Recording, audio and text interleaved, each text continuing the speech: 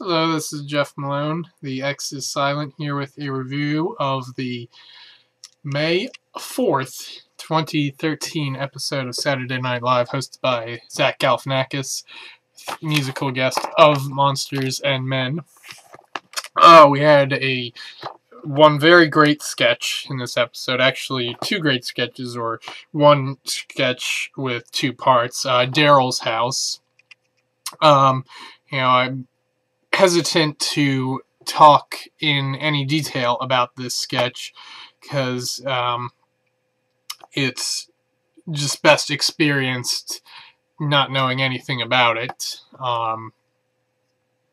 But if you're watching this review, there's a good chance you've already seen the episode. At least that's how I design these reviews in my mind. With an audience who's already seen the show as the intended audience. But if you're here to see if the show is any good ahead of time, before catching up on it, skip ahead about a minute. And in the meantime, go watch Daryl's house. And wait like 10 minutes in between each part. But yeah, anyway, past this season a few times, SNL has shown a propensity to have bits from one sketch pop up in a later sketch in the episode, and it's always, I can't think of any time where that hasn't been a good thing. And this instance, was the best example that I've ever seen on SNL. It was just so edited perfectly, synchronized together. It was just set up. It was one of the best brick jokes I've ever seen, if not the best, certainly the best one on SNL. Anyway, a bunch of good sketches. Not quite excellent, but when you have this many good sketches that I'm about to list, it makes for quite a memorable episode. The Fox and Friends cold opening, as usual, was a good one. And SNL always posts on their, their blog on the their section of the NBC website the day after. They always have the list of the corrections scroll that shows up at the end of the sketch, so check that out, of course. Monologue was good, not as good as its first two monologues, but Zach is this may have been the worst as Zach Galifianakis monologue could possibly be. And I gave it a B+, and if that's the worst you can do, well then, that's pretty good. It's worth it to keep having him back, with that in mind. The Game of Thrones game show sketch was a pretty good one. The first post-monologue sketch.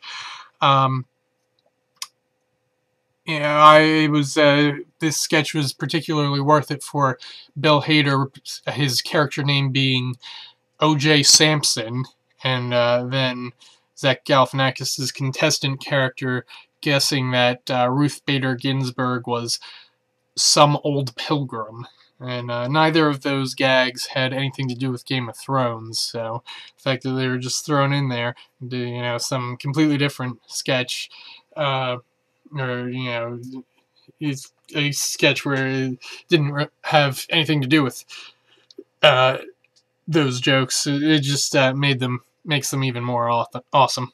Then we had the Jennifer Aniston lookalike competition, and that sketch was great for all the Helen Keller jokes. The Jennifer Aniston lookalike sketch. Of course, there's going to be a bunch of Helen Keller jokes. And we had all of the segments on Weekend Update were pretty solid. Bill Hader's James Carville is something else. And okay, then we had Weekend Update tech correspondent Randall Meeks, which of course was played by Fred Armisen. It was a little, the bit was a little predictable. Fred ended up saying like 5 commands, like repeating words like 10 to 20 times to get Google Glass to finally respond.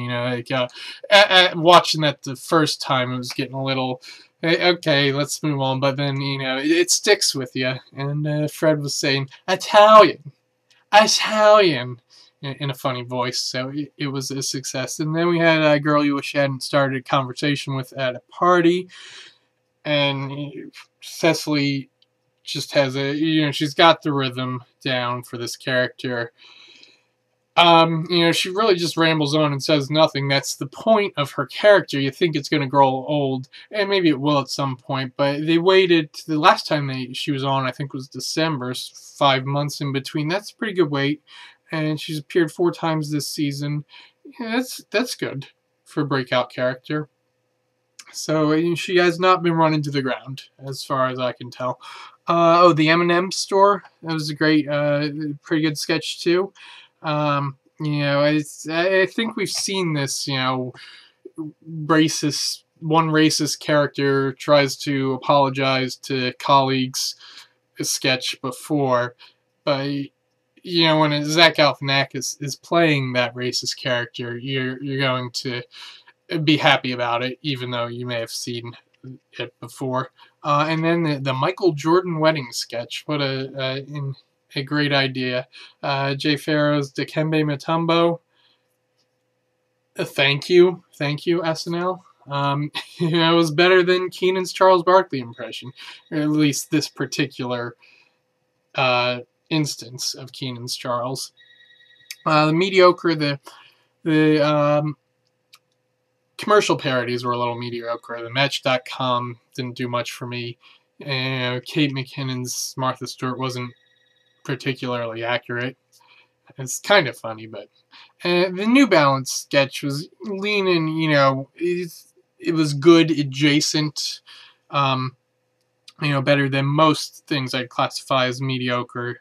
But it definitely had some good laughs when Zach Galifianakis said, the shoe that you runners are supposed to use for support supports me when I'm just standing here. That was pretty funny. And then Seth's performance on Update this week was mediocre to bad. It was like, I don't know, maybe it was okay. I don't feel like being too harsh on Seth right now. I've done that before. But he didn't do anything particularly well with any of his jokes this time. And there was one sketch that was cut after dress rehearsal that I would have liked to have seen make it to air, though I'm not sure what I would have cut.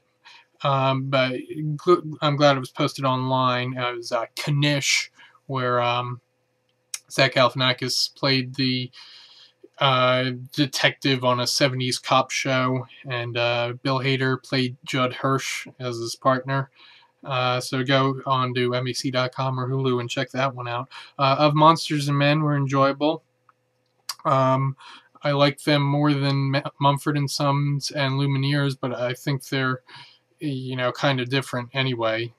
Being from Iceland will ensure that you're different. Overall, I give this episode a 9 out of 10. I was looking more like 8 out of 10, pretty good, but not quite excellent territory. And then the Daryl's house happened, the second part of Daryl's house, and I was like, all right. So that elevated it up to A- territory. And, finally, the first example of a Zach Galifianakis hosted episode where the whole show, they were able to integrate his sensibility with the rest of what was going on. So I'm thinking this goes to the top of the heap for 2012-2013. This, with 2 episodes to go, this is looking like the favorite for the best episode of the season. Next week, we've got Kristen Wiig returning to host. She's the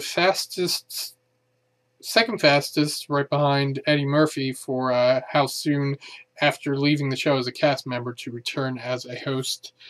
And Vampire Weekend will be the musical guest for the third time in their career. So I will see you for that. And